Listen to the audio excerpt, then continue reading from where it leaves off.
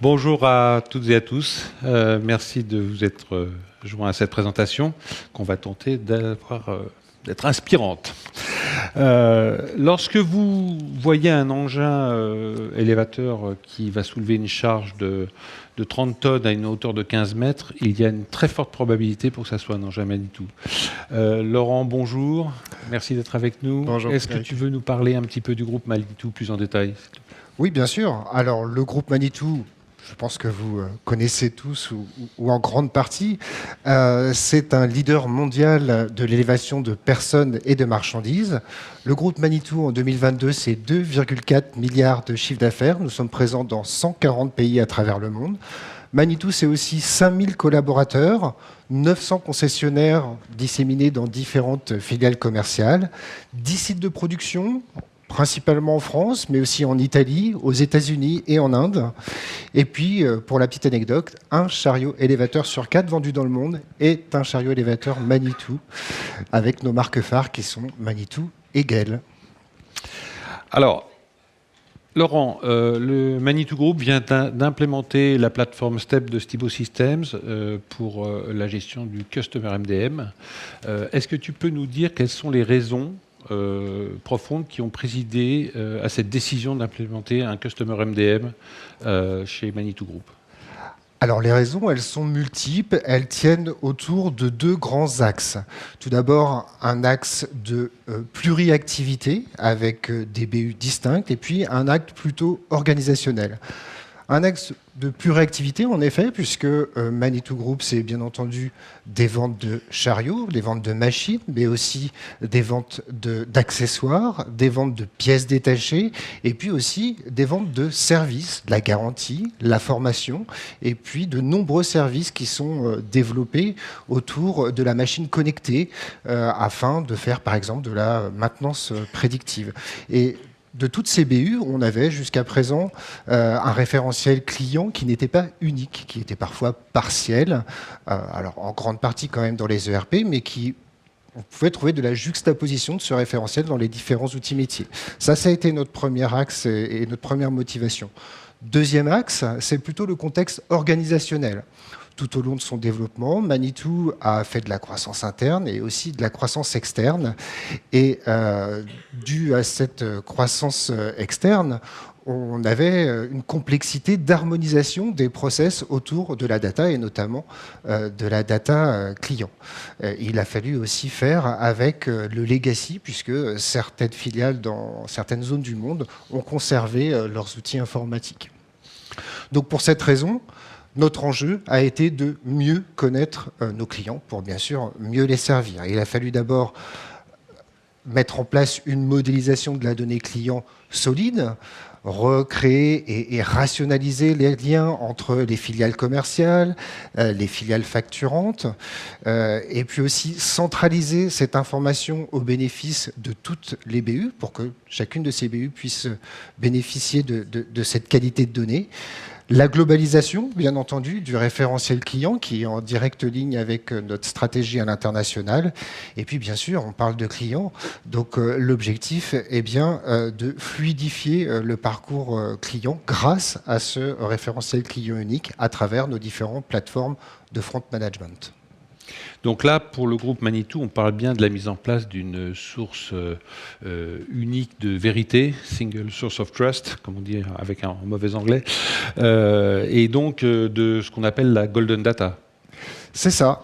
La Golden Data, cette fameuse Single Source of Truth, qui a pour objectif de constituer ce client dit Golden afin de disséminer toute cette donnée-là avec le même niveau de qualité auprès de toutes les applications consommatrices de cette donnée. Alors, ce déploiement nous a permis d'implémenter au sein de l'outil STEP différentes règles de qualité, des règles de format un petit peu classiques, des règles de dépendance entre les attributs qui définissent notre client Golden, des règles de cohérence, bien entendu, et puis des règles de prévalence entre les différentes sources de données qui nous ont permis de constituer cette Golden Data. Nous avons fait aussi le choix de déployer cette solution en architecture centralisée, ce qui signifie que toutes les données clients, création, modification ou suppression, tout le cycle de la donnée client est directement saisi dans la solution STEP. Alors, c'est la solution qui nous a paru la plus à même à atteindre notre objectif de qualité, puisque nous n'étions pas dépendants des process data amont d'éventuelles autres applications. Mais le pendant et la contrepartie, c'est que ce sont des déploiements qui engendrent aussi beaucoup de change management et qui a été l'un des challenges de déploiement de ce projet. Donc, les problématiques que tu viens d'évoquer sont des problématiques qui concernent beaucoup d'entreprises, même en dehors du secteur industriel.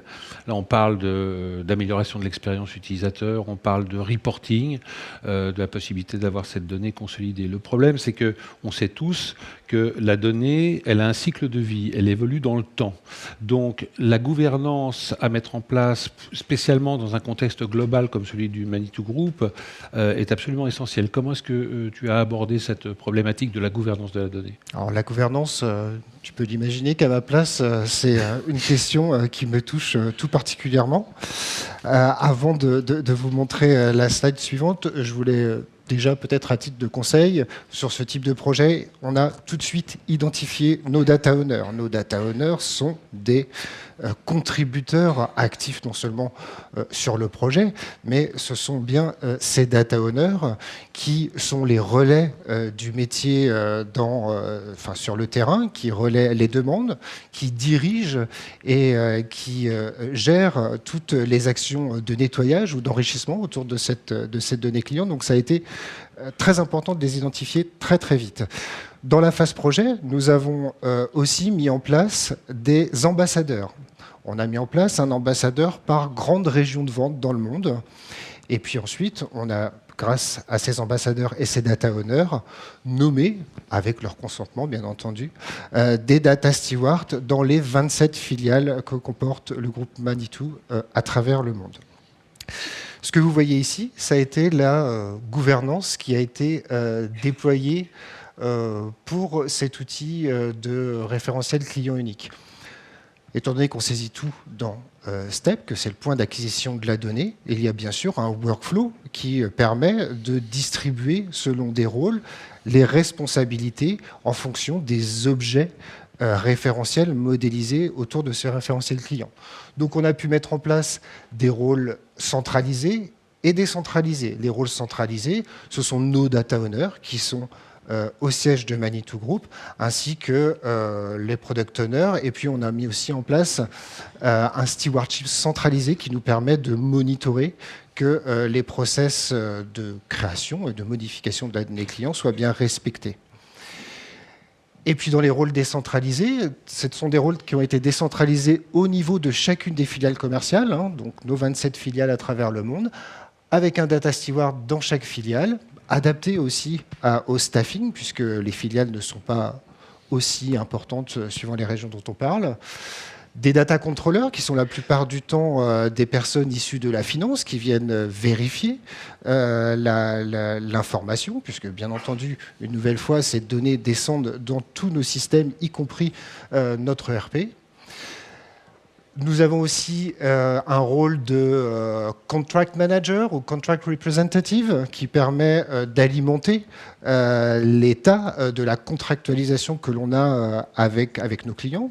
À quel service ce client a-t-il contractualisé avec nous? Et puis enfin, des managing directors qui vont, eux, finalement, valider la création du client afin que cette donnée, comme un déclencheur, redescendent automatiquement dans toutes les briques du SI qui consomment cette donnée client. Donc la mise en place d'un MDM, on comprend bien, permet la mise en œuvre d'une stratégie autour de la donnée. Elle permet également de gérer et de mettre en place une gouvernance tout au long du cycle de vie. Alors c'est sans doute un peu tôt pour parler de ROI. On aime bien parler de ROI en général, mais néanmoins, quels sont les premiers bénéfices, les premières valeurs ajoutées que tu as pu observer suite à la mise en place de ce MDM client? Alors oui, c'est juste. Hein. Le ROI, c'est encore un tout petit peu tôt, puisque c'est une solution qui est déployée depuis le début de l'année. Et puis, c'est toujours un petit peu compliqué, ces questions de ROI, lorsqu'on parle de data, et notamment de Master Data Management, puisqu'on n'a pas un ROI immédiat. Néanmoins, ce que l'on peut constater aujourd'hui, c'est bien évidemment un temps de saisie qui a été grandement réduit, puisque on a une data de qualité qui est disséminée partout, un seul point d'acquisition, donc on a gagné du temps grandement là-dessus. Puis la ressaisie, c'est toujours une source d'erreur. Donc bien entendu, on a gagné en qualité de la même façon. Ce que l'on a aussi réussi à faire, c'est harmoniser nos processus autour de la donnée. Et encore une fois, grâce à la mise en place de la gouvernance et le change management qui en a découlé. De façon très évidente, le premier gain que l'on peut déjà constater, c'est la qualité du reporting et de nos dashboards, puisqu'on peut faire les plus beaux dashboards du monde et avec la plus grande complexité. Si en amont, la donnée n'est pas de qualité, si le sens que l'on met derrière chacun des attributs qui peuvent constituer des axes analytiques au sein des dashboards n'est pas pertinente ou bien on peut trouver certains écarts, eh bien, ça ne sert pas à grand-chose. Donc, cette gouvernance, on a maintenant une gouvernance maîtrisée et contrôlée, et d'autres projets découlent justement de ce projet de Master Data Management, comme un projet de CIAM qui va nous permettre